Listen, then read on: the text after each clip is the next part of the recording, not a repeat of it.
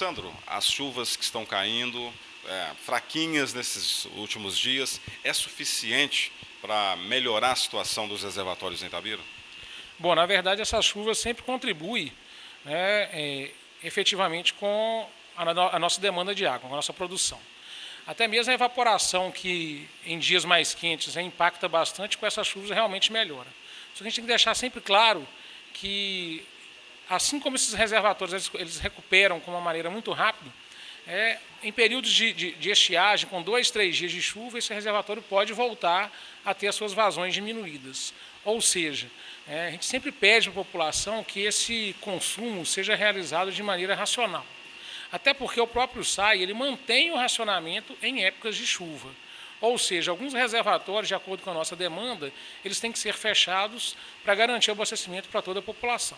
Os reservatórios, então, são programados para quando tem um período desse de seca que a gente vem passando há muito tempo, trabalhar com uma carga menor para não faltar água?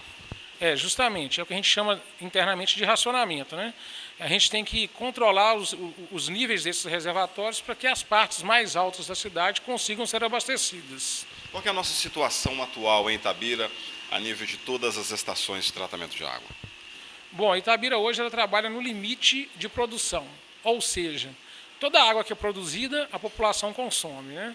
E como eu disse, o nosso nível de abastecimento para toda a cidade gira em torno de 5 a 6 horas.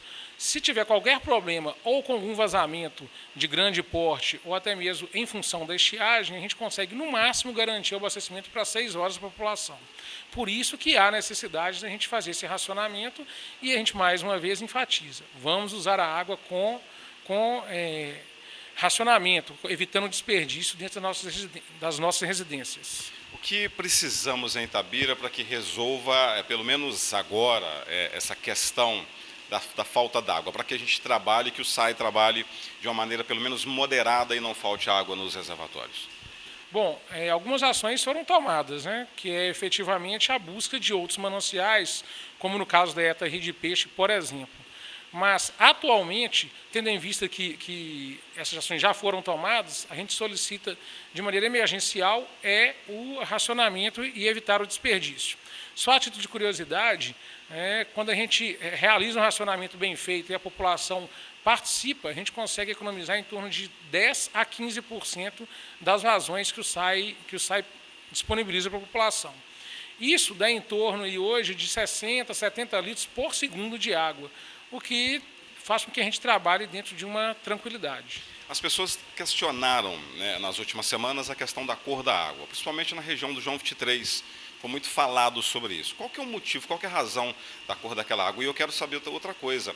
Aquela água seria uma água imprópria ou não? Bom, a gente teve vários problemas com relação à água disponibilizada para a ETA Rio de Peixe. Dentre o que eu posso destacar em relação a essa água amarela foi o alto teor de ferro e manganês. Na verdade, especificamente o manganês. Esses metais eles provocam coloração na água, fazem com que essa água ela manche, né, as louças, né, por exemplo, o vaso sanitário, o lavabo dos banheiros, e a própria roupa, na hora de lavar, pode ficar amarelada também. Isso em função do manganês. Esse manganês ele passou na ETA Rio de Peixe mais ou menos entre 15 a 20 dias com uma concentração mais alta do que o aconselhável pela portaria 2914 do Ministério da Saúde.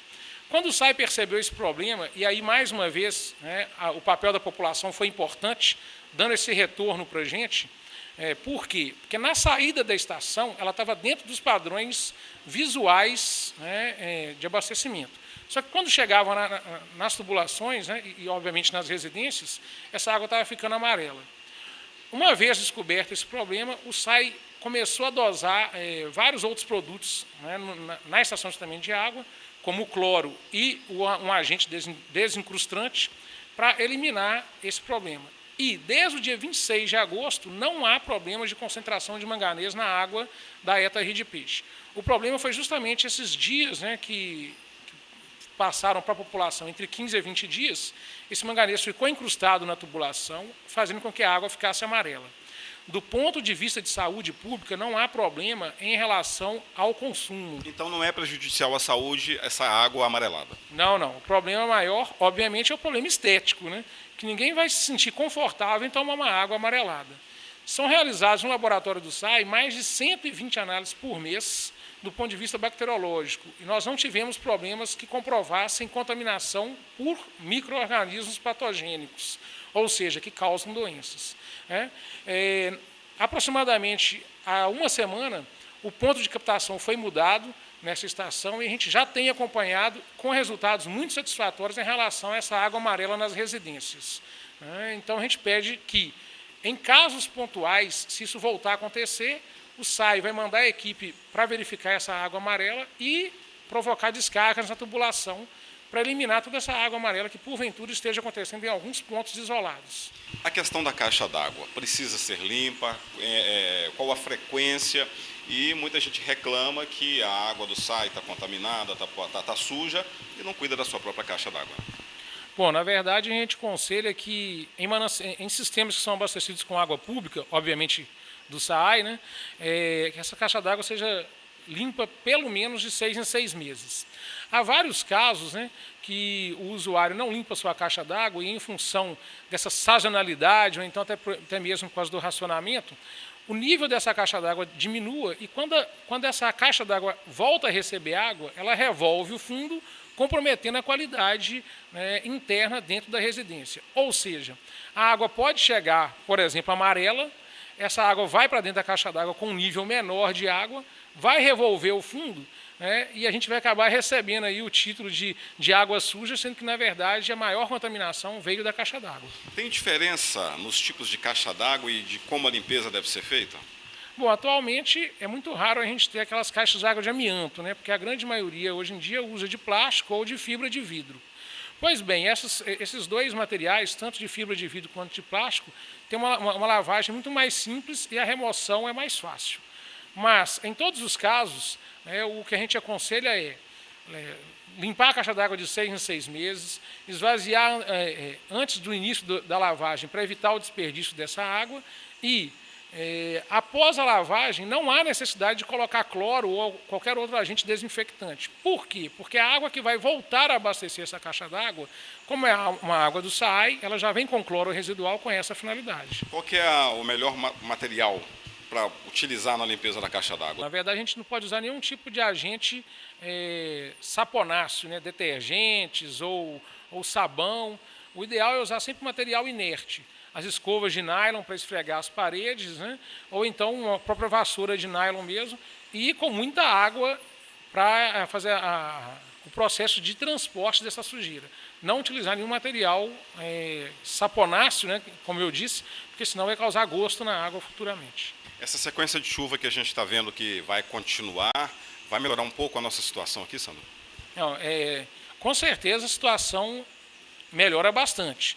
O nível dos nossos reservatórios de mananciais superficiais voltam às condições normais, mas, como eu disse, tendo em vista que a nossa população consome toda a água que é produzida, é extremamente importante que a cultura do desperdício, a cultura do excesso da água seja abandonada pela população. Por quê? Porque com 2 ou 3 dias, né, de sol mais forte, esse manancial pode voltar a ter níveis mais baixos, né, de vazão, consequentemente, prejudicando toda a população. O call center do SAI à disposição, fala para a gente o número. Bom, o nosso contato direto e gratuito, né, através do 115, para reclamações de falta de água, até mesmo em relação à qualidade da água, ou então pode ligar no 3839-1329, que as meninas estão lá de pronto atendimento para atender a população.